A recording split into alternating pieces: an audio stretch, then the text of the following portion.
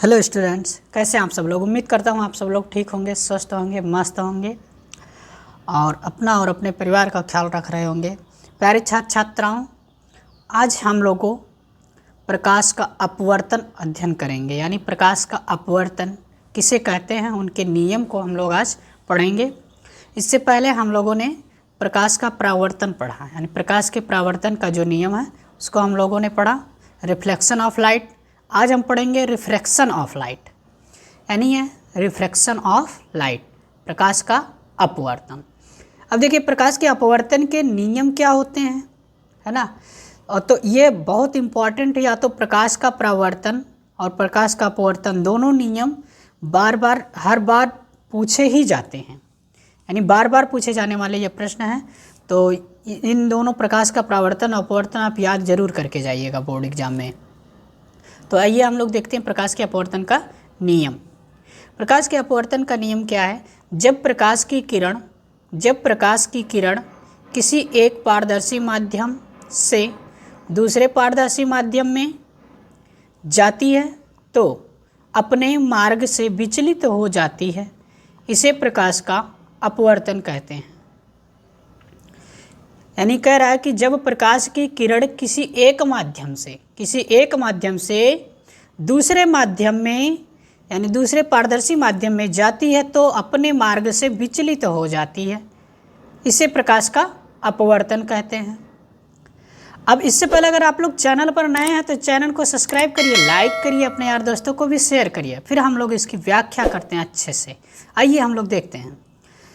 तो कह रहा है कि जब प्रकाश की किरण किसी एक पारदर्शी माध्यम से, अब एक पारदर्शी माध्यम जो होगा वो विरल होगा, दूसरी पारदर्शी माध्यम सघन है। यानी जैसे आप चित्र के माध्यम से देख सकते हैं, यह आपतित किरण है, यह आपतित किरण यानी प्रकाश की किरण है। यह पारदर्शी माध्यम, ये देखिए एक आपको दिख रहा है ये, और ये दोनों माध्यम पारदर्शी ही है, बट यहाँ विरल माध्यम है, यहाँ सघन माध्यम है।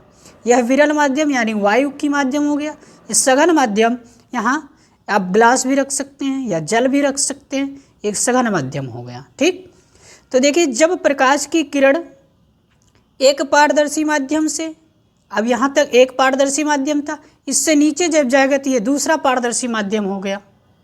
तो दूसरी पारदर्शी माध्यम में जाती है तो अपने मार्ग से विचलित हो जाती है। अब मार्ग से विचलित हो गई यानी अपना रास्ता भूल गई। अब देखिए यहाँ तक पहुँचा, अब ये जाना चाहिए सीधे इसी प्रकार आर डैश पर, तो यह अपने मार्ग से विचलित होकर आर पर चले गए।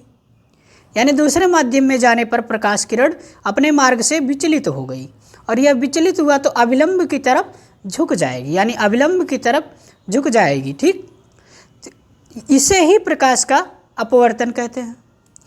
अब आप यहाँ से एक अपने से भी इस चित्र को बनाकर याद करिएगा, तो चित्र के माध्यम से भी आप बता सकते हैं कि पूरी परिभाषा आप लिख सकते हैं आराम से। देखिए जब प्रकाश की किरण विरल माध्यम से, ये कौन सा माध्यम है, विरल माध्यम, तो जब प्रकाश की किरण विरल माध्यम से सघन माध्यम में, यह माध्यम सघन है, तो सघन माध्यम में जाती है तो अविलंब की तरफ झुक जाती है, इसे प्रकाश का अपवर्तन कहते हैं। है ना आसान। अब देखिए आपतित किरण अविलंब के बीच कोण आई और अपवर्तित किरण और अविलंब के बीच का कोण आर। ठीक, अब यहाँ देखिए पॉइंट यानी ओ बिंदु पर, यहाँ एक्स वाई बिंदु पर M N P R dash R, यानी आप यहाँ नाम कुछ भी रख सकते हैं अपने से।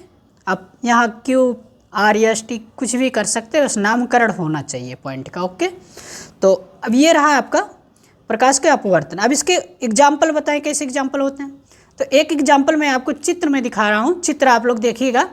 चित्र में एक ग्लास है, कांच, उस कांच में सूर्य का प्रकाश देखिए।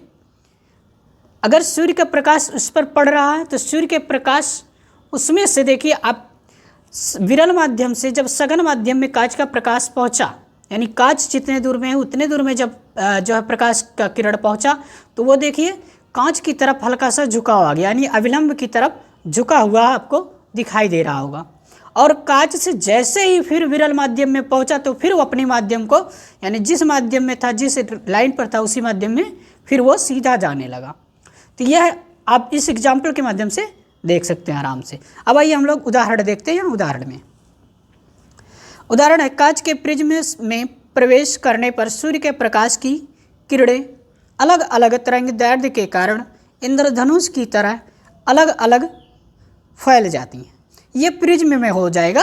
ये प्रिज्म में आप इस प्रकार के रंग देख सकते हैं, जैसे प्रिज्म देखते हैं तीन कोण का होता है ऐसे तिरछा, तो उसमें कई प्रकार के आपको दिखाई देते हैं। प्रिज्म में जब कांच का प्रिज्म लेंगे आप, तभी इस प्रकार आप सूर्य के प्रकाश जिस तरफ पड़ रहा है उसी की तरफ आप रख दीजिएगा ऐसे, और सूर्य का प्रकाश इस प्रकार पीछे से जब पड़ेगा तो प्रिज्म से होते हुए जो प्रकाश बाहर की तरफ आपको दिखाई देगा वो आपको इंद्रधनुष के रंग की आकार में दिखाई देगा एकदम, यानी इंद्रधनुष के रंग में आपको दिखाई देगा। अलग अलग रंगों में हुए उससे जो प्रकाश प्रिज्म से निकलता हुआ दिखाई देगा वो अलग अलग रंगों में आपको दिखाई देगा।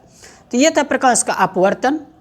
अच्छा लगा तो लाइक करिए, कमेंट करिए, अपने यार दोस्तों को भी शेयर करिए और सब्सक्राइब करना ना भूलिए। तो फिर हम लोग मिलते हैं नेक्स्ट वीडियो में बहुत ही इंटरेस्टेड के साथ। फिर तब तक के लिए बाय। ओके।